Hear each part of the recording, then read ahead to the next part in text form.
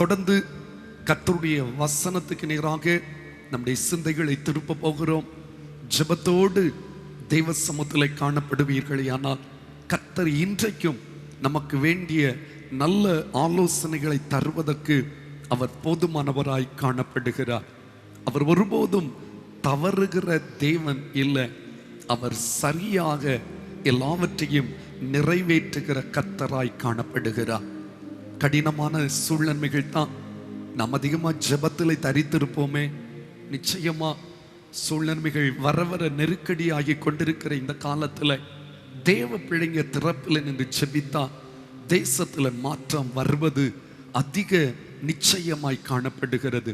ஆகவே அதை உங்கள் வீடுகளில் ஜெபத்தில் தரித்திருந்து அந்த வெளியரங்கமான வெற்றியை பெற்றுக்கொள்ள பரிசுத்த ஆண்டவர் உங்களை அற்புதமாய் வழி நடத்துவாராக. வேத வசனத்துக்கு நேராய் நம்முடைய சிந்தைகளை திருப்ப போகிறோம்.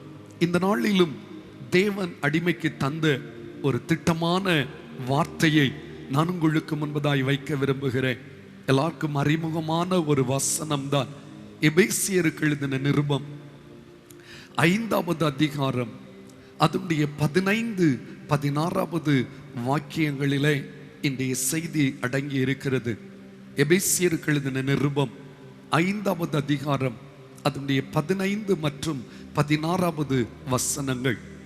ஆனபடியினாலே நீங்கள் ஞானமற்றவர்களைப் போல நடவாமல் ஞானம் உள்ளவர்களைப் போல கவனமாய் நடந்து கொள்ள பார்த்து நாட்கள் பொல்லாதவைகள் ஆனதால் காலத்தை பிரயோஜனப்படுத்தி கொள்ளுங்கள்.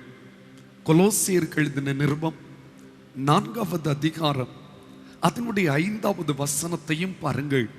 புறம்பே இருக்கிறவர்களுக்கு முன்பாக ஞானமாய் நடந்து காலத்தை பிரயோஜனப்படுத்தி கொள்ளுங்கள்.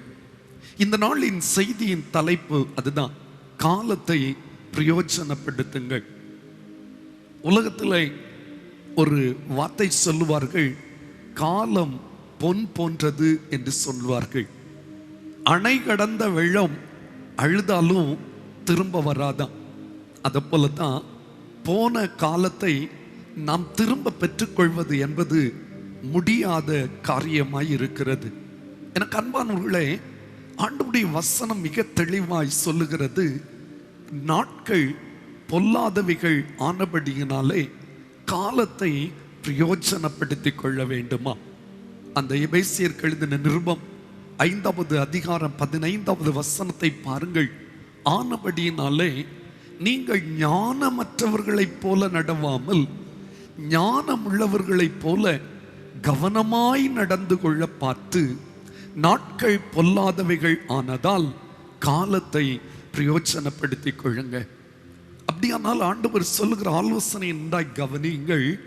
நாம் ஞானமற்றவர்களைப் போல நடக்கக்கூடாதாம், ஞானம் உள்ளவர்களைப் போல கவனமாய் நடக்க வேண்டுமா.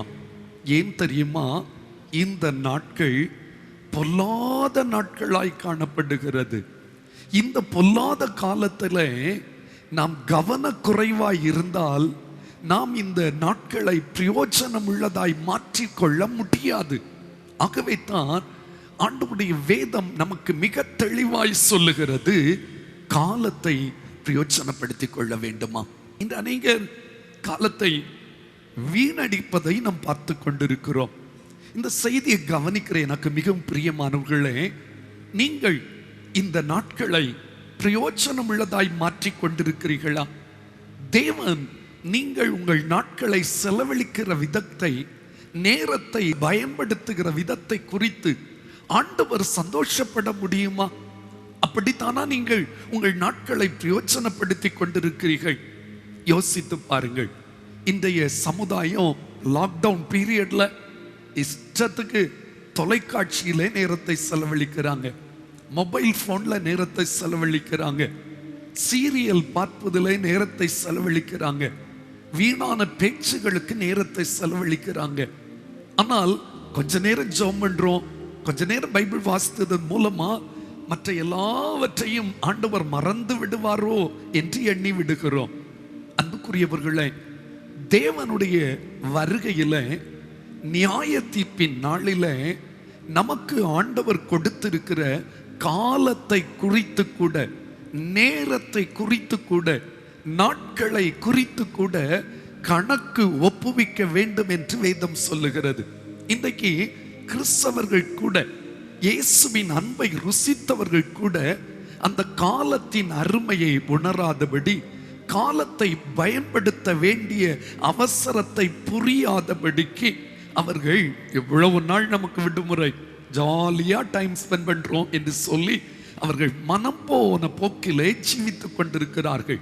ஆனால் பரிசுத்த ஆண்டவர் ஜனத்தை மேல் அன்பு கூறுகிறபடியினாலே இந்த ஊரடங்கு காலத்துல கர்த்தர் மறுபடியும் நம்மை பார்த்து பேசுகிறார். நாட்கள் பொல்லாதவைகளானதினால் காலத்தை பிரயோஜனப்படுத்திக் கொள்ள வேண்டுமா? ஏனென்றால் நாளை என்ன நடக்கும் என்பதை நாம் என்ன செய்யவில்லை, அறியவில்லை.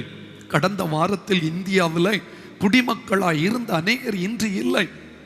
கடந்த நாளிலே தமிழ்நாட்டில் இருந்த அநேகரை காண முடியவில்லை.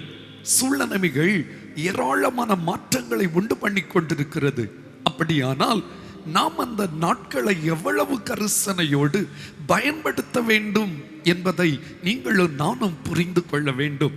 பாருங்கள், ஒரு பிள்ளை சாதாரணமா பாடங்களை எழுதுவதற்கும் பரீட்சை கால, அதாவது எக்ஸாம் கால நேரத்தை பயன்படுத்துவதற்கும் வித்தியாசம் இருக்கிறது. சாதாரணமா கிளாஸ்ல டீச் பண்ணும்போது, பாடங்களை எடுக்கும்போது கூலா உட்கார்ந்து எழுதி கொண்டிருக்கலாம். ஆனா எக்ஸாமினேஷன் ஹாலில் அந்த குறித்த நேரத்துக்குள்ள எழுத வேண்டிய அவசரத்தை அவன் புரிந்து கொண்டு ஒவ்வொரு வினாடியையும் மிக அதிக சிரத்தையோடு பயன்படுத்துவான் அல்லவோ? அதை போலத்தான் ஆண்டவருடைய பிள்ளைகளாகிய நீங்களும் நானும் மிக கடினமான ஒரு காலத்தில் வைக்கப்பட்டிருக்கிறோமே. இந்த நாட்களிலே தேவன் நமக்கு தந்திருக்கிற காலத்தை பயன்படுத்தக்கூடிய ஞானம் உள்ளவர்களாய் இருக்கிறோமா? ஆண்டவர் சொல்லுகிறார், நீங்கள் ஞானமற்றவர்களைப் போல நடவாமல் ஞானம் உள்ளவர்களைப் போல கவனமாய் நடந்து கொள்ள பார்த்து. கவனமாகத்தானே நடக்கிறோம், கவனமாகத்தானே பேசுகிறோம், சிந்தனையை கவனிக்கிறோமா, செயல்பாடுகளை கவனிக்கிறோமா, நம்முடைய கிரியைகளை கவனிக்கிறோமா? கவனம் யார் செலுத்துவா தெரியுமா? ஞானம் உள்ளவர்கள் தான் கவனமாய் இருப்பார்கள். தன் வாயிலிருந்து புறப்படுகிற ஒவ்வொரு வார்த்தையை குறித்து கவனிப்பார்கள், சிந்தனையை கவனிப்பார்கள், பார்வையை கவனிப்பார்கள், கேட்கிற விதத்தை கூட என்ன செய்வார்கள், கவனிப்பார்கள் என்று வேதம் சொல்லுகிறது. நடையை கவனிப்பார்கள், உடையை கவனிப்பார்கள், தன்னுடைய செயல்பாடுகளை கவனித்து நடந்தால்தான் இந்த கடினமான காலத்திலே, பொல்லாத காலத்திலே நாட்களை பிரயோஜனப்படுத்திக் கொள்ள முடியும். அன்புக்குரியவர்களே, 2 முறை இந்த வசனத்தை ஆண்டவர் திரும்ப திரும்ப சொல்லுகிறார். நாட்களை இல்லது காலத்தை பிரயோஜனப்படுத்திக் கொள்ளுங்கள் என்று எழுதப்பட்டிருக்கிறது. பிசாசானவன் தனக்கு கொஞ்ச காலம் மாத்திரம்தான் உண்டு என்பதை அறிந்து மிகுந்த கோபத்தோடு இறங்கி வர கண்டேன் என்று எழுதப்பட்டிருக்கிறது. சாத்தானுக்கு காலத்தை குறித்த அறிவு இருக்கிறது. அந்த காலத்தை எவ்வளவு சரியாய் பயன்படுத்தி தன் பக்கம் ஜனத்தை இழுத்துவிட வேண்டும் என்ற தீவிரம் அவனுடைய எண்ணத்தில், சிந்தையில், செயல்பாடுகளில் வெளிப்படுகிறது. ஆனால் ஆண்டவருடைய ஜனம் இந்த நாட்கள் பொல்லாதவைகள் என்பதை அறிந்தும் கூட, நமக்கு கொடுக்கப்பட்ட நாட்கள் மிக குறுகினது என்பதை புரிந்தும் கூட, அந்த நாட்களின் முக்கியத்துவத்தை உணராதபடி, அந்த நாட்களை பிரயோஜனப்படுத்த வேண்டிய அவசரத்தை புரியாதபடிக்கு அன்றாட காரியங்களுக்கும், அழிந்து போகிற காரியங்களுக்கும், உலகுக்கு அடுத்த காரியங்களுக்கும் நேரத்தை செலவழிப்பதை கர்த்தர் எப்படி பொறுத்துக் கொள்வார்? யோசித்து பாருங்கள். இந்த நாளிலும் கூட காலத்தை எப்படி நான் பிரயோஜனப்படுத்திக் கொள்ள முடியும் என்று சொல்லி ஒருவேளை நீங்கள் கேள்வி எழுப்பினால், ஒரு 5 காரியத்தை வேதத்தின் வெளிச்சத்தில் நான் உங்களுக்கு கற்றுத்தர விரும்புகிறேன். ஏனென்றால் இனி இருக்கிற ஒவ்வொரு வினாடியும் ஆண்டவருடைய பிள்ளைகளுக்கு மிக முக்கியமான காலம் என்பதை மறந்துவிடக்கூடாது. நாளை எப்படி இருக்கும் என்று தெரியாது, நாளை நாம் இருப்போமோ என்று கூட தெரியாது. அப்படியானால் எவ்வளவு கவனமாய் அந்த நேரத்தை நீங்களும் நானும் செலவழிக்க வேண்டும் பாருங்கள். ஒரு பிரயாணத்துக்கு போகும் பொழுது நேரம் குறைவாய் இருக்கிறது என்று சொன்னால் எவ்வளவு வேகமாய் அங்கிருக்கிற ஒவ்வொரு நிமிடத்தையும் யூட்டிலைஸ் பண்ணுவோம், பிரயோஜனப்படுத்துவோம். என்றால் குறித்த நேரத்துக்குள் போய் சேர வேண்டுமே என்பதற்காக. பாருங்கள், அப்பொழுதுதான் அந்த காலத்தின் அருமையை புரிந்தவர்கள் தான், காலம் குறுகினது என்பதை புரிந்தவர்கள் தான் அந்த குறுகின காலத்தை மிக கவனமாய் செலவு பண்ணுவார்கள். இதே போலத்தான் நமக்கும் இந்த உலகத்திலே தேவன் வைத்திருக்கிற காலம் குறுகினது என்பதை புரியாததுனால தான் இன்னும் நிறைய நாள் ஆகும், இன்னும் கொஞ்ச காலம் போகட்டும் என்று சொல்லி நாட்களை தள்ளி போட்டு கொண்டிருக்கிறோம், நிர்விசாரத்தோடு, அலட்சிய மனப்பான்மையோடு. ஆனால் ஆண்டவர் இன்று நம்மோடு கூட பேசுகிறார், நாட்கள் பொல்லாதவைகள் ஆனபடியினால். பாருங்கள், இப்பொழுதே இந்த ஆண்டு இவ்வளவு கடினமாய் இருக்கிறதே, இனி வரும் காலம் எவ்வளவு கொடிதாய் இருக்கும். நாட்கள் இனி சமாதானமாய் இருக்கும் என்று சொல்ல முடியாது, இனி மகிழ்ச்சி தான் வரும் என்று சொல்ல முடியாது. இனி வரும் நாட்கள் இதைவிட கடினமானதாகத்தான் இருக்கும். ஆனால் நாம் பிரயோஜனப்படுத்தி கொண்டால் பரலோகத்தில் நாம் பங்காளிகளாய் மாறி பரமனோடு யுகாயுகமாய் வாழ முடியும். இங்கிருக்கிற சில காலம் 70 75 100 வருடங்கள் இந்த உலகத்தில் தேவன் நமக்கு தந்திருக்கிறார். இந்த குறுகிய காலத்தை யார் கவனமாய் ஞானத்தோடு பிரயோஜனப்படுத்துகிறார்களோ அவர்கள் தான் நித்திய காலத்திலே நித்திய ராஜனோடு கூட நித்திய ராஜ்யத்திலே மகிழ்ச்சி அடைய முடியும். எனக்கு அன்பானவர்களை, 3 மாதம் ஓடிவிட்டது. இந்த ஊரடங்கு மற்றும் இந்த நெருக்கடி நாட்கள் வந்த பிற்பாடு இந்த 3 மாதம் கிட்டத்தட்ட 90 நாளுக்கு மேல 100 நாள் பக்கத்தில் ஆகிவிட்டது. இந்த 100 நாட்களை நீங்களும் நானும் எப்படி பிரயோஜனப்படுத்தினோமா இல்லது வீணடித்தோமா? எப்படிதான் பிரயோஜனப்படுத்துவது என்பதை ஆண்டவர் எனக்கு கற்றுத்தந்த சில காரியங்களின் மூலமா வேகமாய் சொல்லிவிட விளைகிறேன். கர்த்தர் கிருபை தருவாராக. பாருங்கள், 5 காரியத்தை நான் உங்களுக்கு சொல்ல விரும்புகிறேன். முதலாவதாக, வாய்ப்புகளை தவற விடாததின் மூலமாக காலத்தை பிரயோஜனப்படுத்துங்க. இரண்டாவதாக, தாளந்துகளை பயன்படுத்துவதின் மூலமாக காலத்தை பிரயோஜனப்படுத்துங்க. மூன்றாவதாக, வரப்போகிற சூழ்நிலைகளை எதிர்கொள்வதற்கு திட்டமிட்டு செயல்படுத்துவதன் மூலமா காலத்தை பிரயோஜனப்படுத்துங்க. நான்காவதாக, தேவன் இந்த ஜனத்திற்காய் செய்து முடித்தவற்றை அறிவிப்பதின் மூலமா காலத்தை பிரயோஜனப்படுத்துங்க. ஐந்தாவதாக, அவருடைய வருகை இன்றோ நாளையோ தெரியாது பாருங்க, அந்த வருகைக்கு ஆயத்தமாவதின் மூலமாக ஆயத்தம் அடைவதற்கான காரியங்களை அனுதினமும் நம்முடைய வாழ்விலை நிறைவேற்றுவதின் மூலமாக காலத்தை பிரயோஜனப்படுத்திக் கொள்ளுங்க. கர்த்தர் இந்த 5 காரியத்தை இந்த நாளிலே கர்த்தர் எனக்கு கற்றுத்தந்தார். நாமும் ஒரு நல்ல தீர்மானத்தோடு இந்த நாளில் இருந்து காலத்தை பிரயோஜனப்படுத்துகிறவர்களாய் மாற வேண்டும். 1 சாமுவேலின் புஸ்தகம் 17வது அதிகாரம் 29வது வசனத்தை பாருங்கள். ஒரு மனிதன் இப்படியாக தன்னுடைய சகோதரரை பார்த்து சொல்லுகிறார். அதற்கு தாவீது, நான் இப்பொழுது செய்தது என்ன?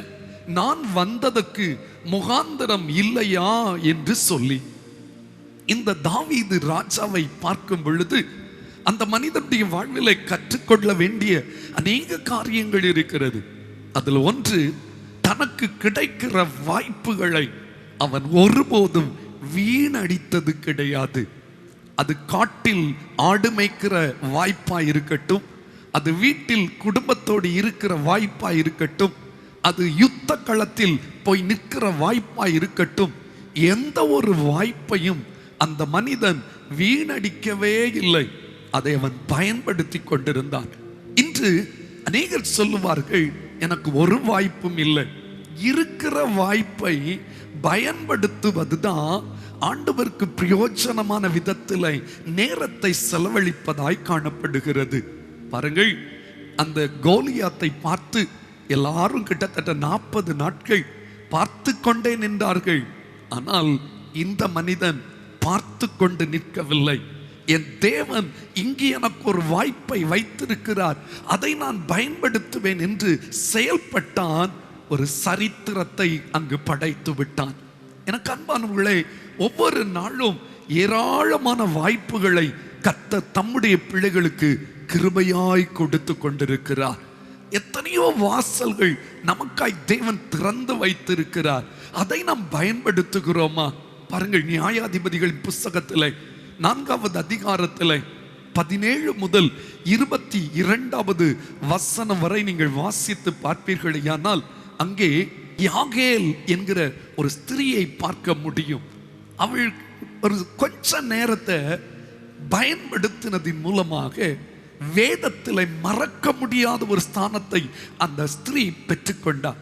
சிசேரா என்கிற அந்த எதிராளி அவளுடைய வீட்டுக்கு வந்த பொழுது அவனை எவ்வளவு சாதுரிய ஞானத்தோடு கூட வீட்டுக்குள்ளே ஒரு ஸ்திரீ பெரிய தளபதிகளால் நிறைவேற்ற முடியாதது, ஒரு ஸ்திரீ தனக்கு கிடைத்த வாய்ப்பை தவற விடாதபடி பயன்படுத்தி கொண்டாள்.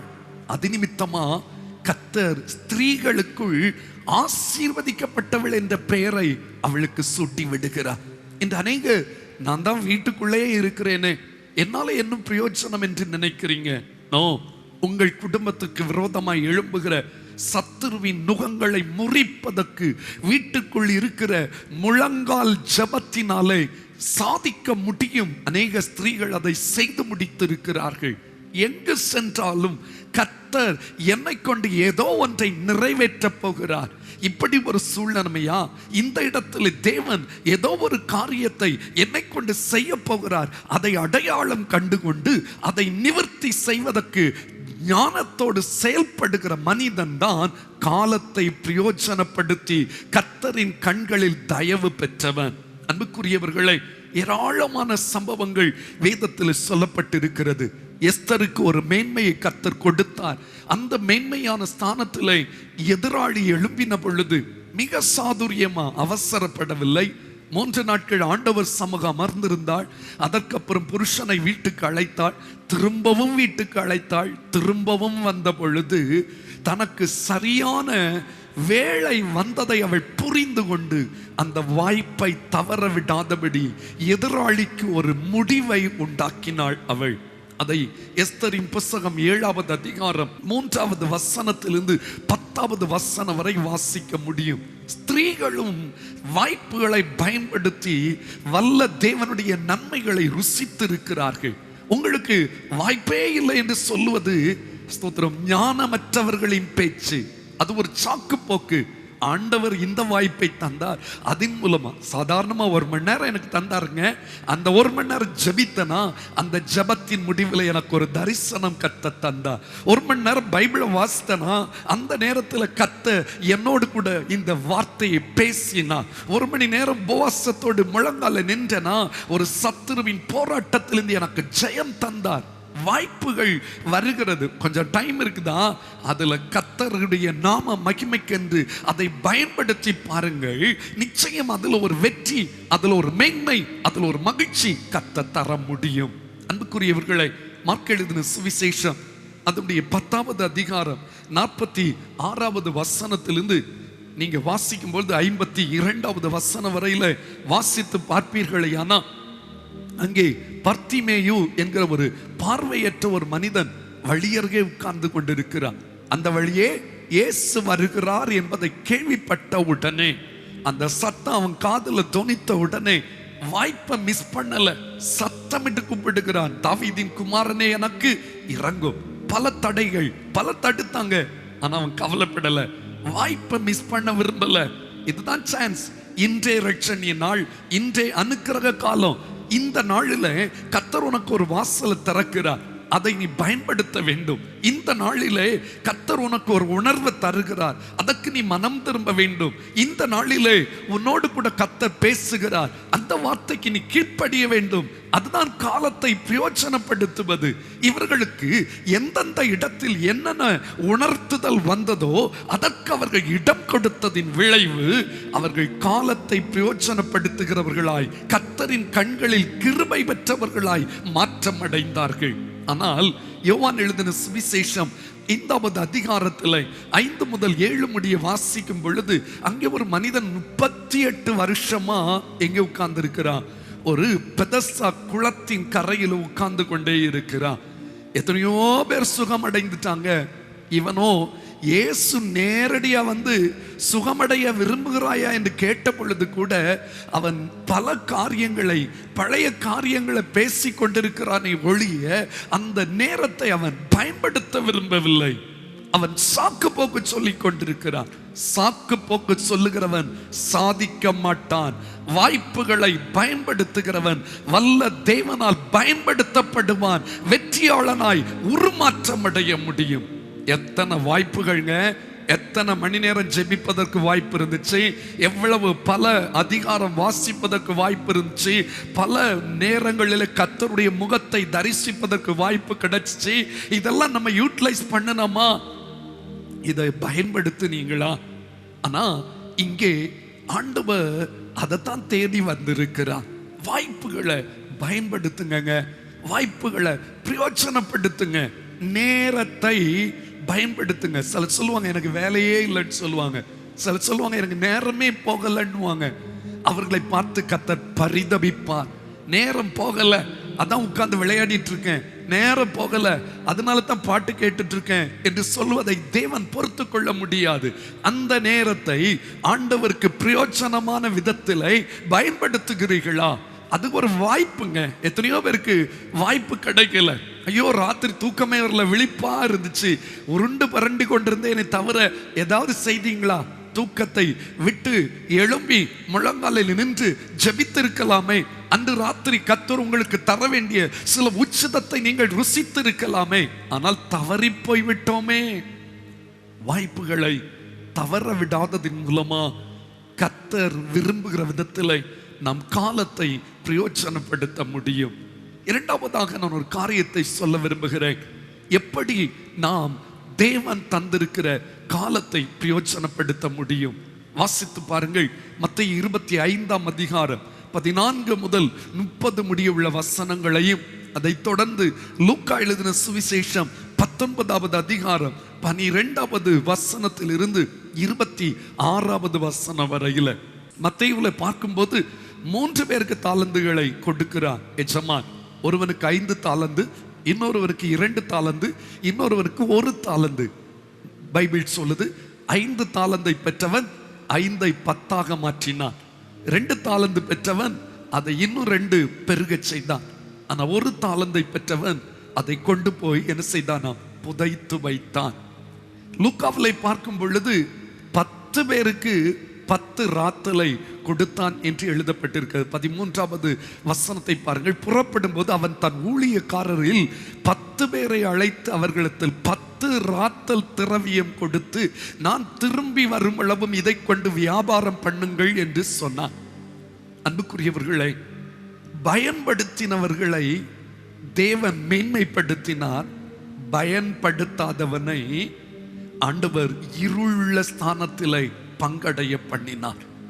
ஒவ்வொரு தேவ பிள்ளைக்கும் ஆண்டவர் தாலந்துகளை தந்திருக்கிறார்.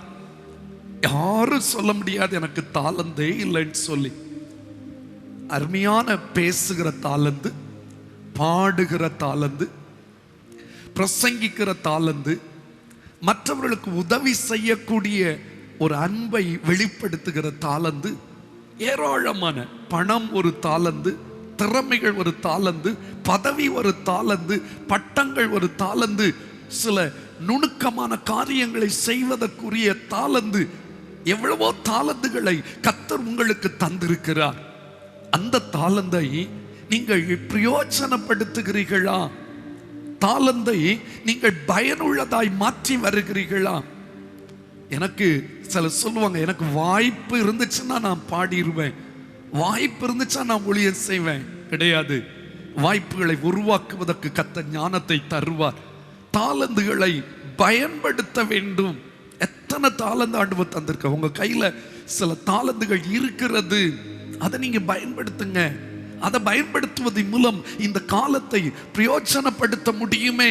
இன்று அநேகர் அதை பற்றிய கவலைப்படுவதில்லை. எனக்கு இவ்வளவுதான், என்னால இதுக்கு மேல செய்ய முடியாது என்று ஒதுங்கிக் கொள்ளுகிறார்கள். உங்களுக்குள்ள தாளந்துகளை சில வேளையில பயன்படுத்தும் பொழுது சில கிரயம் செலுத்த வேண்டியது இருக்கலாம், சில கஷ்டங்களை அனுபவிக்க வேண்டியது இருக்கலாம். நல்லது. அதில் நடுவில் கர்த்தர் தந்த தாளந்தை பயன்படுத்துகிறவனுக்கு எஜமானனுடைய சந்தோஷத்திற்குள் பிரவேசிக்கிற பாக்கியம் கிடைக்கும். சோம்பேறி தாளந்தை பயன்படுத்தவில்லை, சுறுசுறுப்புள்ளவனோ தாளந்தை பயன்படுத்தினான். இன்று வேற எதுவும் செய்யண்டாங்க, ஏதோ ஒரு சின்ன திறமையை நீங்க பயன்படுத்தலாமே கர்த்தருடைய நாமத்துக்கு மகிமையாக. ஒரு அன்பு தாயாருக்கு ஆண்டவரை பற்றி சொல்லணும் என்கிற ஒரு ஆசை உண்டு. ஆனா அவங்களுக்கு கால்கள் இரண்டும் முடியாது. ஆகவே என்ன செய்வது? நாம இருந்தா என்ன சொல்லுவோம்? ஆண்டவரே, எனக்கு நல்ல கால்களை தந்திருந்தீர்னா நிச்சயமா நான் வெளியே போய் சுவிசேஷம் சொல்லி இருப்பேன், வெளியே போய் ஆண்டவரை பற்றி பேசி இருப்பேன்.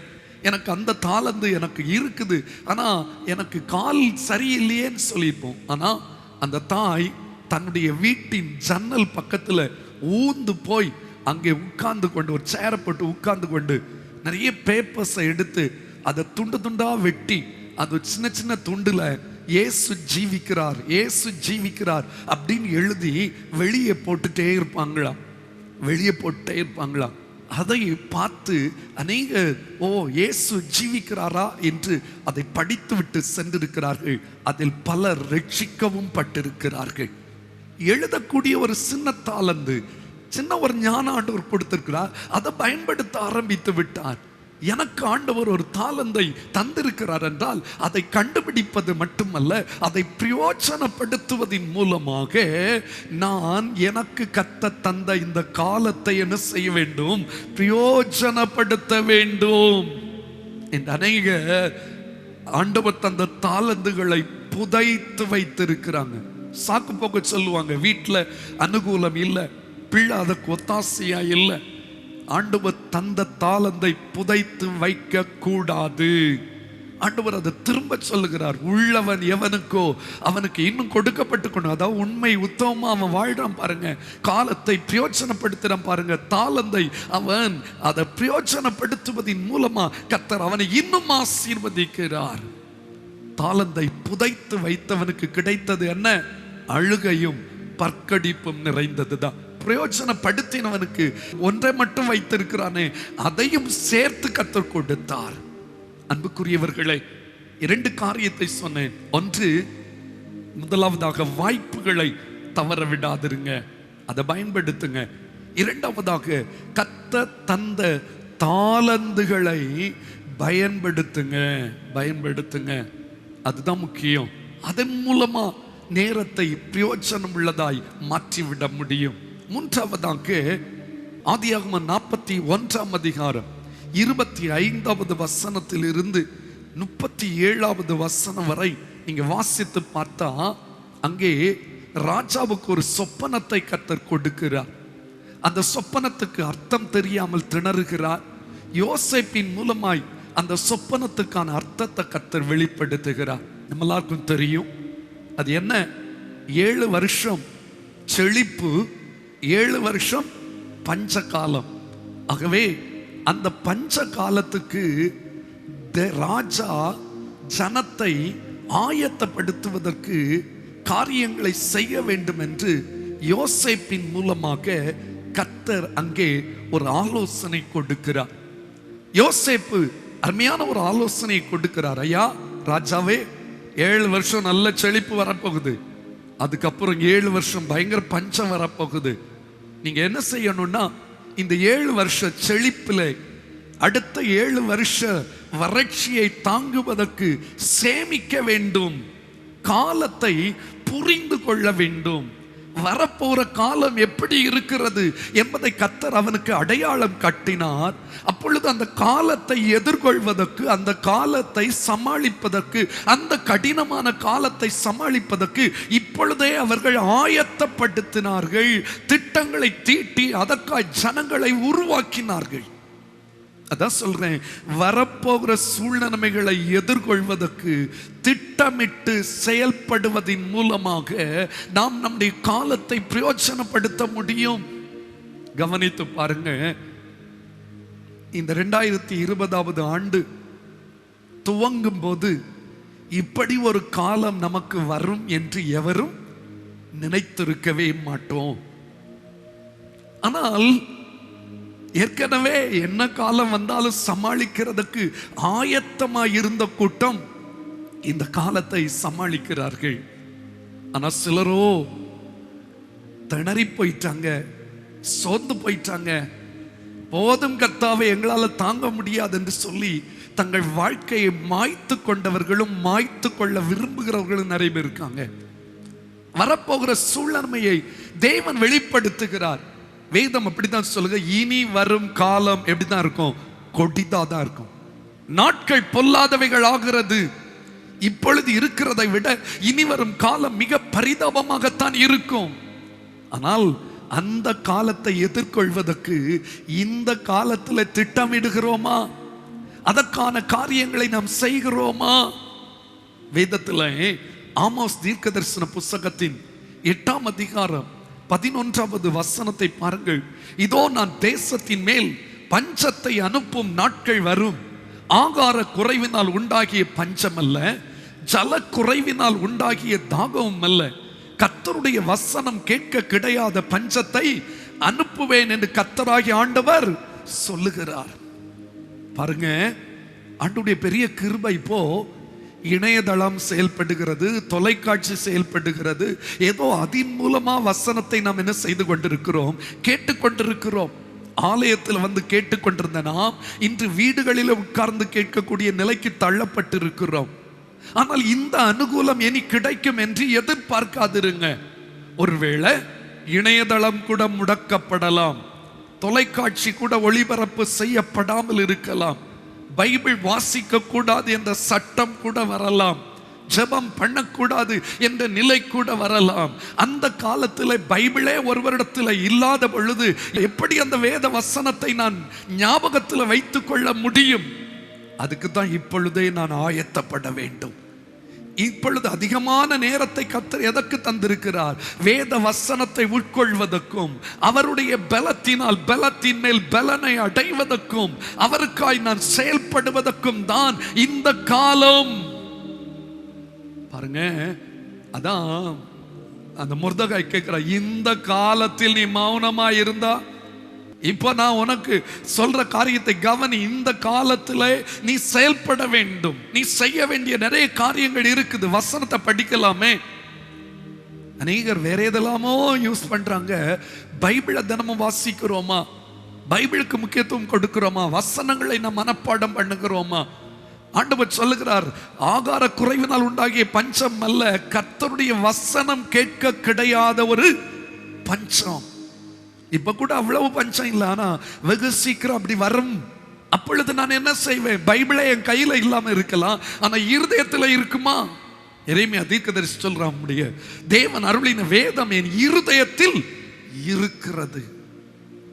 உம்முடைய வார்த்தைகள் கிடைத்த உடனே அவைகளை உட்கொண்டேன். சங்கீதக்காரர் சொல்றார், உம்முடைய தேவன் அருளின வேதம் என் இருதயத்தில் இருக்கிறதுன்னு சொல்றார்.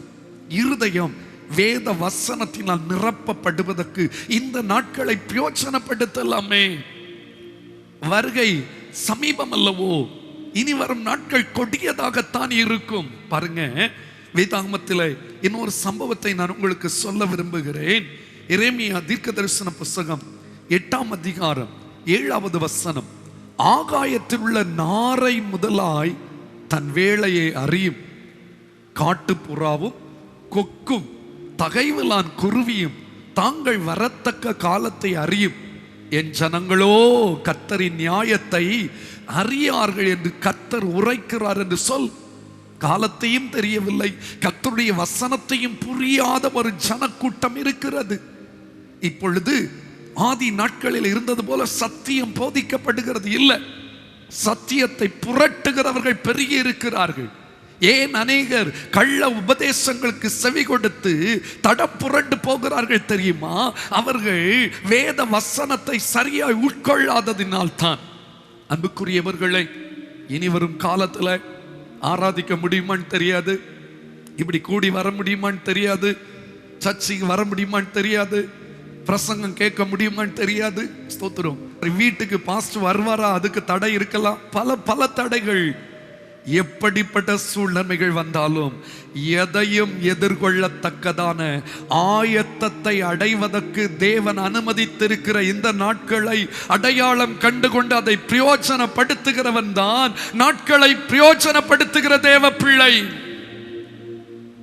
நீங்க சரியா காலத்தை பிரயோஜனப்படுத்திக் கொள்ளுங்க. இன்னும் நம்ம தான் என்ன நினைத்தோம், மார்ச் மாதம் 20ஆம் தேதிக்கு மேல லாக்டவுன் பண்ண பொழுது என்ன நினைத்தோம், என்ன ஒரு 2 வாரம், என்ன ஒரு 3 வாரம். பாருங்க, 3 மாதம் முடிந்து விட்டது. கிட்டத்தட்ட 15 வாரங்கள் ஓடிவிட்டது. இன்னும் மாற்றம் வரவில்லை. ஆனால் இவ்வளவு நாட்களை நான் வீணடித்து விட்டேனே. கொஞ்சம் யோசிச்சு பாருங்க. இவ்வளவு நாளும் பைபிள் வாசிருந்தா எத்தனை தடவை வாசிருக்கலாம், எத்தனை வசனம் படித்திருக்கலாம், எவ்வளவு நேரம் ஜெபம் பண்ணி இருக்கலாம், எவ்வளவு நான் பரிசுத்த ஆவியானுடைய வல்லமையில் நான் நிரப்பப்பட்டிருக்கலாம், எவ்வளவு வரங்களை வாங்கி இருக்கலாம், வல்லமையை வாங்கி இருக்கலாம். காலத்தை பிரயோஜனப்படுத்த தவறிவிட்டேன். ஏன்னா இனி வரும் நாட்கள் எப்படிப்பட்டது என்பதை நான் புரிந்து கொள்ளவில்லை. நாளைக்கு நல்லா தான் இருக்கும்னு நினைச்சேன். இல்லைங்க, எறும்பினிடத்தில் போய் கற்றுக்கொள்ள வேண்டுமா? நீதிமொழிகளின் புஸ்தகம் 6ஆம் அதிகாரம் 6வது வசனத்தில் 8வது வசனம் வரை பாருங்கள். சோம்பேறியன் எறும்பினிடத்தில் போய் அதன் வழிகளை பார்த்து ஞானத்தை கற்றுக்கொள். அதற்கு பிரபுவும் தலைவனும் அதிகாரியும் இல்லாதிருந்தோம். கோடை காலத்தில் தனக்கு ஆகாரத்தை சம்பாதித்து அறுப்பு காலத்தில் தனக்கு தானியத்தை சேர்த்து வைக்கும். வேத வசனமாகிய தானியத்தை சேர்த்து வைக்க வேண்டிய காலம். இனி வரக்கூடிய காலத்தில் ஆகாரம் கிடையாத பஞ்சம் வருமே, அதற்கு இப்பொழுதே ஆகாரத்தை ஆயத்தப்படுத்த வேண்டிய காலம். அநேக தேவ பிள்ளைகளிடத்தில் உலக பிரகாரமான ஞானம் இருக்கிறது. பிள்ளைகளுக்காக, பிற்காலத்துக்காக, ஓய்வு பெற்றதற்கு பிறகு வாழ்வதற்காக, அதற்காக பல இன்சூரன்ஸ் எடுத்திருக்காங்க, பல பேங்க் பேலன்ஸ் வைத்திருக்காங்க, பல பிளான்லாம் பண்ணியிருக்காங்க. குட், நல்லது, தவறு சொல்லல. ஆனா இனி வரப்போகிற காலம் கொடியது என்பதை புரிந்து கொண்டு வசனம் கிடைக்காத பஞ்ச காலம், ஊழியம் செய்ய முடியாத நாட்கள், வாசல்கள் அடைபட போகிற நாட்களிலே நான் என்ன செய்வேன், அதற்கு இப்பொழுது நான் என்ன பிளான் பண்ணி என்னை ஆயத்தப்படுத்தினேன். 4வதாக, எப்படி நான் காலத்தை பிரயோஜனப்படுத்தலாம், எப்படி நான் காலத்தை பிரயோஜனப்படுத்தலாம். 2 ராஜாக்களின் புஸ்தகம் 7வது அதிகாரத்தை திருப்பிக் கொள்வோமா? எல்லாருக்கும் தெரிந்த ஒரு சம்பவம் தான், பலமுறை நம்ம பிரசங்கித்த ஒரு செய்தி தான். 2 ராஜாக்கள் 7வது அதிகாரத்தின் துவக்கத்தில் பார்ப்பீர்களேனா, கர்த்தர் வசனம் சொன்னார், நாளை இந்நேரத்தில் தேசத்தில் ஒரு மாற்றம் வரும், செழிப்பு வரும், வறட்சி மாறும்ட்டு. ஆனா யாருமே அதை பற்றி பெருசா சீரியஸா எடுக்கல. எல்லாரும் தூங்கிட்டு இருக்காங்க. ராஜா கூட தூங்கிட்டு இருக்காரு. ஆனா 4 சமுதாயத்தினால் புறக்கணிக்கப்பட்ட தொழு நோயாளிகள் எதிரியின் பாளையத்துக்குள்ள போனாங்க. அங்கே எதிரிகளை இல்லாமல் கர்த்தர் ஆக்கி இருந்ததை கண்டார்கள். தேவன் அந்த பட்டணத்துக்காய் செய்து முடித்திருந்த பெரிய அற்புதத்தை அவர்கள் கண்ட பொழுது அவங்களால சும்மா இருக்க முடியல. தான் மட்டும் அனுபவித்த போதாதுப்பா, பொழுதும் விடியும் மட்டும் நாம சும்மா இருக்க கூடாது. நாம் செய்கிறது நியாயம் அல்ல. இந்நாள் நற்செய்தி அறிவிக்கும் நாள். நாம் மௌனமாய் இருந்து பொழுது விடியும் மட்டும் காத்திருந்தால் குற்றம் நம்மேல் சுமரும். இப்போதும் நாம் போய் ராஜாவின் அருமையாருக்கு இதை அறிவிப்போம், வாருங்கள் என்றார். எப்படி நாம் காலத்தை பிரயோஜனப்படுத்தலாம்? கர்த்தர் இந்த பட்டணத்துக்காய் செய்து முடித்ததை இந்த பட்டணத்தின் ஜனங்களுக்கு அறிவிப்பதின் மூலமாய் காலத்தை பிரயோஜனப்படுத்தலாம். தேசம் ஒரு கடினமான காலத்துல போயிட்டு இருக்குங்க. இந்த கொள்ளை நோய் பரவி வருகிற இந்த காலத்துல நமக்கு அறிமுகமான, நமக்காக தேவன் செய்து முடித்ததை அறியாத ஜனங்களுக்கு அறிவிக்க வேண்டிய ஒரு பெரிய பொறுப்பு, ஒரு பெரிய கடமை ஒவ்வொரு கிறிஸ்தவர்கள் மேலும் விழுந்திருக்கிறது. இதை புரிந்தவர்கள் காலத்தை பிரயோஜனப்படுத்துவாங்க. அந்த 4 பேரும் சமுதாயத்தில் புறக்கணிக்கப்பட்டவர்கள் தான். ஆனா அவங்க கொண்டு போன செய்தியானது சமுதாயத்தின் நிலையை ஒரு இரவுக்குள்ளாக தலைகளாய் புரட்டி விட்டது அல்லவோ. இன்று நான் தீர்க்க தரிசனமா சொல்ல விரும்புகிறேன். சிலுவையிலே இரட்சகர் இயேசு செய்து முடித்திருக்கிற அந்த இரட்சிப்பின் செய்தியை இந்த முழு உலகமும் அறியுமையானால் ஒரே ராத்திரியில இந்த உலகத்தின் நிலை தலைகீழாய் புரட்டப்பட்டு விடுமே. அதற்காக எந்த தேவ பிள்ளை செயல்பட்டு கொண்டிருக்கிறார்கள்? அதற்காக யார் சுவிசேஷத்தை அறிவிக்கிற வேலையை செய்வதற்கு தீவிரம் காட்டுகிறார்கள்?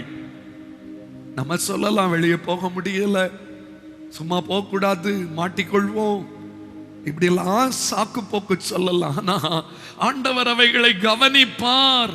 தேவன் அவைகளை கவனித்துக் கொண்டிருக்கிறார். அந்த 4 தொழுநோயாளிகள் எவ்வளவு பெரிய காரியத்தை அந்த பட்டணத்திற்காய் செய்தார்கள். அன்று வரையில எல்லாரும் அவங்கள அற்பமா எண்ணி இருப்பார்கள்.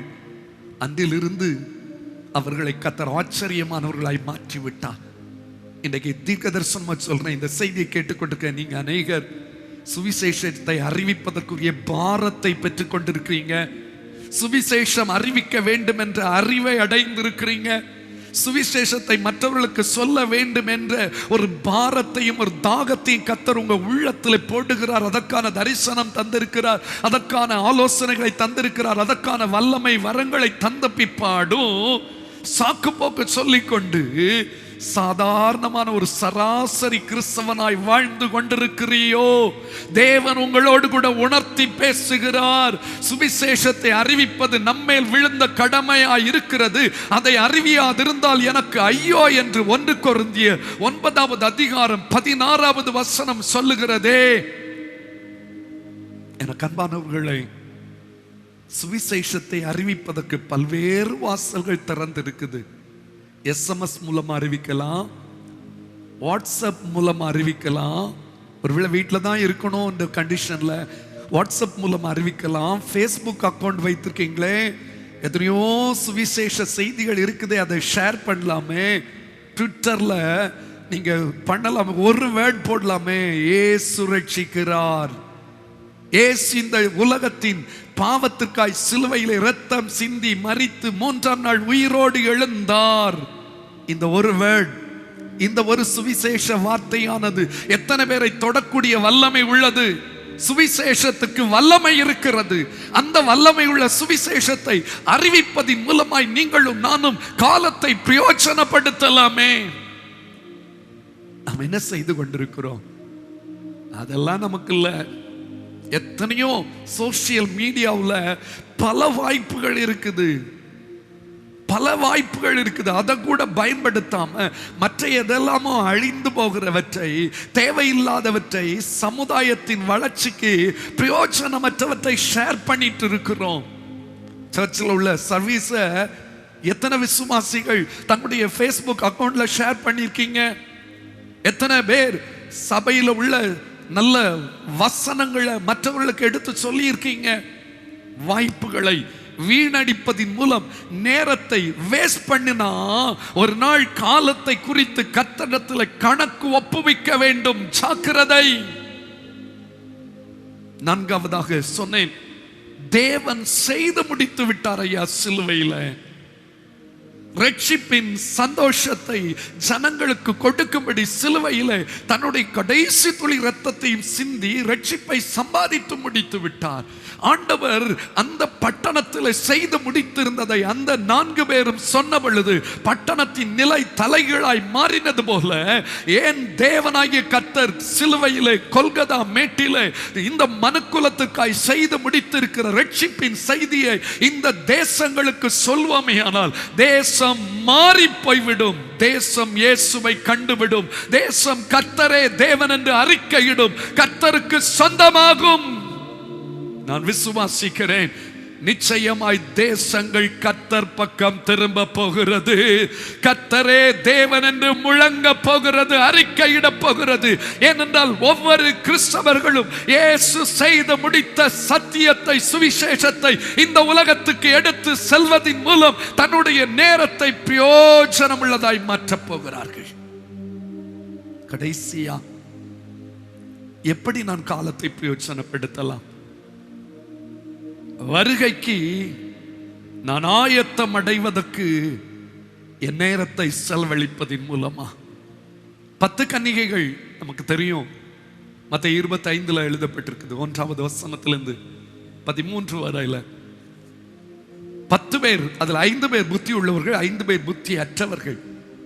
5 பேர் மணவாளன் வருவதற்கு தங்களை ஆயத்தமாய் வைத்திருந்தார்கள். தீவெட்டி வைத்திருந்தாங்க, எண்ணெய் வைத்திருந்தாங்க, அதுல தீ பொருத்துவதற்குரியவற்றை வைத்துங்க, எல்லாம் ரெடி.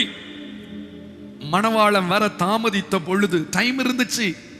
ஆனா 5 பேர் மட்டும் இன்னும் வர்றதுக்கு டைம் ஆகும்ல, வாங்கிக்கலாம், எண்ணெய் தானே வாங்கிக்கலாம்னு நினைத்தாங்க. ஆனா நேரத்தை பிரயோஜனப்படுத்த தவறினதுபடினால, கொஞ்சம் கூட போகட்டும், இன்னும் கொஞ்ச நாள் கழித்து பார்த்துக்கலாம் என்று சொல்லி காலம் தாழ்த்தினபடினாலே வருகையிலே பங்கடையும் பாக்கியத்தை இழந்தார்கள். இன்று அநேக கிறிஸ்தவங்க அப்படிதான் சொல்றாங்க, இன்னும் டைம் ஆகும், 2020 தானே ஆச்சு, இன்னும் கொஞ்ச நாள் ஆகும், அதுக்கப்புறம் ரட்சிக்கப்படுறேன், அதுக்கப்புறம் ஞானஸ்நானம் எடுக்கிறேன், அதுக்கப்புறம் அபிஷேகம் பெறேன், அதுக்கப்புறம் சர்ச்சுக்கு வர்றேன், அதுக்கப்புறம் எதிராளிகளை மன்னிக்கிறேன், அதுக்கப்புறம் கசப்பை வேரோட பிடுங்குறேன், அதுக்கப்புறம் வேறுபட்டு வர்றேன் என்று சொல்லி காலம் தாழ்த்தி கொண்டிருக்கிறார்கள். லூக்கா எழுதின சுவிசேஷம் 12ஆம் அதிகாரம் 35வது வசனத்திலிருந்து வாசித்து நான் ஜெபிக்க போகிறேன். உங்கள் அறைகள் கட்டப்பட்டதாகவும் உங்கள் விளக்குகள் எரிகிறதாகவும் தங்கள் எஜமான் கல்யாணத்திலிருந்து வந்து தட்டும்போது உடனே அவருக்கு திறக்கும்படி எப்பொழுது வருவார் என்று காத்திருக்கிற மனுஷருக்கு ஒப்பாகவும் இருங்கள். எஜமான் வரும்போது விழித்திருக்கிறவர்களாக காணப்படுகிற ஊழியக்காரரே பாக்கியவான்கள். அவர் அறை கட்டி கொண்டு அவர்களை பந்தி இருக்க செய்து சமீபமாய் வந்து அவர்களுக்கு ஊழியம் செய்வார் என்று மெய்யாகவே உங்களுக்கு சொல்லுகிறேன். அவர் 2வது ஜாமத்திலாவது 3ஆம் ஜாமத்திலாவது வந்து அவர்கள் அப்படி இருக்க கண்டால் ஊழியக்காரர் பாக்கியவான்கள். திருடன் இன்ன நேரத்தில் வருவான் என்று வீட்டை ஜமானுக்கு தெரிந்திருந்தால் அவன் விழித்திருந்து தன் வீட்டை கண்ணவிடமிட்டான் என்று அறிந்திருக்கிறீர்களே, அந்தபடி நீங்களும் நினையாத நேரத்தில் மனுஷகுமாரன் வருவார், ஆகையால் நீங்களும் ஆயத்தமாயிருங்கள் என்றார். இது ஆயத்தம் அடைவதற்கு தேவன் கிருபையாய் தந்த காலம். ஞானஸ்நானம் எடுப்பதற்கு தேவன் தந்த வாய்ப்பு. இந்த காலத்துல இன்னும் எடுக்காம இருக்காங்க. இன்னும் ஆண்டவருடைய வசனம் பலமுறை உணர்த்தின பிற்பாடு கூட வருகைக்கு ஆயத்தப்படாம நாளை பார்க்கலாம் என்று சொல்லி காலம் தள்ளி கொண்டு போட்டு கொண்டிருக்கிற அன்புக்குரிய தேவ பிள்ளையே, வருகை சமீபம் வந்துவிட்டால், இயேசு வந்துவிட்டால், நீ ஆயத்தமாகவில்லை என்றால் உன்னுடைய நிலைமை பரிதாபம். எதற்காக ஆண்டவர் இவ்வளவு நாட்களை நமக்கு இலவசமா தந்திருக்கிறார்? நான் இன்னும் என்னை ஆராய்ந்து பார்ப்பதற்கும் வருகைக்கு நான் ஆயத்தப்படுவதற்கு தடையா எனக்குள்ள ஏதாகிலும் இருக்கிறதா என்று முழங்கால நின்று வேதத்தை வாசிப்பதின் மூலமா என்னை சோதித்து பார்த்து என்னை சீர்படுத்தி என்னை குற்றமற்றவனாய் கரைதரையற்றவனாய் உத்தமனாய் தேவனுக்கு முன்பதாய் நிறுத்துவதற்கு என்னை ஆயத்தப்படுத்துகிற காலம் இது. அதை நான் பிரயோஜனப்படுத்திக் கொள்ள வேண்டும். நாட்கள் பொல்லாதவைகளானபடியினாலே காலத்தை பிரயோஜனப்படுத்திக் கொள்ளுங்க. எனக்கு அன்பான கர்த்தருடைய ஜனமே, இந்த செய்தியை கர்த்தர் உங்க ஒவ்வொருவருக்காக தந்திருக்கிறார். நீங்கள் இன்று முதல் இந்த செய்தியை கேட்டதன் முதல் காலத்தை பிரயோஜனப்படுத்துவதற்கு கரிசனை உள்ளவர்களாக, கவனம் உள்ளவர்களாக, ஞானம் உள்ளவர்களாக இருந்தா கர்த்தர் வருகையின் நாளிலே தலை நிமிர்ந்து நிற்க முடியும், சந்தோஷப்பட முடியும், கம்பீரமடைய முடியும், நித்தியத்தின் ஆசீர்வாதங்களை நிச்சயமாய் பெற்றுக்கொள்ள முடியும். இன்று ஒரு தீர்மானத்தை தெய்வ சமூகத்தில் எடுக்க போகிறோம். 5 காரியம் உங்களுக்கு சொன்னேன். 1, வாய்ப்புகளை தவற விடாமல் பயன்படுத்துங்கள். காலத்தை பிரயோஜனப்படுத்தலாம். தாலந்துகளை ஆண்டவர் பயன்படுத்த வேண்டும் என்று தானே தந்தார். அதை பயன்படுத்துங்கள் ஐயா. எத்தனையோ பேருக்கு இல்லாத தாலந்து உங்களுக்கு இருக்குதே. கர்த்தரை நாம மகிமைக்கென்று பயன்படுத்துங்க. அதன் மூலம் உங்கள் காலத்தை பிரயோஜனப்படுத்துங்க. வரப்போகிற காலம் கொடிது என்பதை புரிந்து கொண்டு அந்த நாட்களை எதிர்கொள்வதற்கு ஆவி ஆத்தும சரீரத்திலே பலப்பட வேண்டியதன் அவசியத்தை செயல்படுத்த வேண்டிய நாட்கள். அதன் மூலம் காலத்தை பிரயோஜனப்படுத்துங்க. தேவன் சிலுவையில் செய்து முடித்தவற்றை இந்த மனுக்குலத்துக்கு அறிவிப்பதின் மூலமாய், அறிவிப்பதற்காய் வேகமாய் செயல்படுவதின் மூலமா உங்கள் காலத்தை பிரயோஜனப்படுத்துங்க. கடைசியா இயேசுவின் வருகை மிக சமீபம் அல்லவோ? நாளை வந்தால் இன்று நான் ஆயத்தம் இல்லாவிட்டால் என் நிலைமை பரிதாபமாகி விடுமே. இனி காலம் செல்லாதல்லவோ? இன்று ஆயத்தப்படுத்துவதற்கு, வருகைக்கு நான் முழுவதும் ஆயத்தம் அடைவதற்கு ஆண்டுடைய சமூகத்தில் விழுந்து கிடந்து என்னை ஆராய்ந்து பார்ப்பதின் மூலமா என் நேரத்தை பயன்படுத்தலாமே. இதுவரை வீணடித்தால் இன்று முதல் காலத்தை பிரயோஜனப்படுத்துவதற்கு கரிசனையோடு கர்த்தர் கரத்தில் ஒப்பு கொடுப்போமா? தீர்மானம் எடுப்போம். கர்த்தர் உங்களை ஆசீர்வதிப்பாராக. நம்ம எல்லாரும் தலைகளை தாழ்த்தலாமா? இருக்கிற இடங்களில், வீடுகளில் ஆனாலும் சரி, முழங்காலை முடக்கி கர்த்தரை நோக்கி நாம் பார்க்கலாமா? கர்த்தர் நல்லவர். Thank you Jesus. Hallelujah. Hallelujah. பரிசுத்தரே உம்மை துதிக்கிறோம். நன்றி ஆண்டவரே. ஓரா ஷபோதினலரா. Hallelujah. எல்லாரும் சேர்ந்து வருகையின் நாள் சமீபமே, வல்லமை தேவன் வெளிப்படவே, வருகையின் நாள் சமீபமே, வல்லமை தேவன் வெளிப்படவே, பூமி அழியும் பூதலம் எரியும், பூமி அழியும் பூதலம் எரியும், சேற்றிட்ட பொக்கிஷம் யாருக்கு சேரும்? சேற்றிட்ட பொக்கிஷம் யாருக்கு சேரும்? விசுவாசியே நினைத்து பார், நிலைப்பவைகளை நாடு, நித்திய ஜீவன் பெற. ஒரு முறை கூட விசுவாசியே நினைத்து பார், நிலைப்பவைகளை நாடு, நித்திய ஜீவன் பெற. அமர்மையானவர்களை, நிலைப்பவைகளின் மேல் நாட்டம் கொள்ளுங்க. நிலையானவற்றின் மேல் கண்களை பதியுங்க.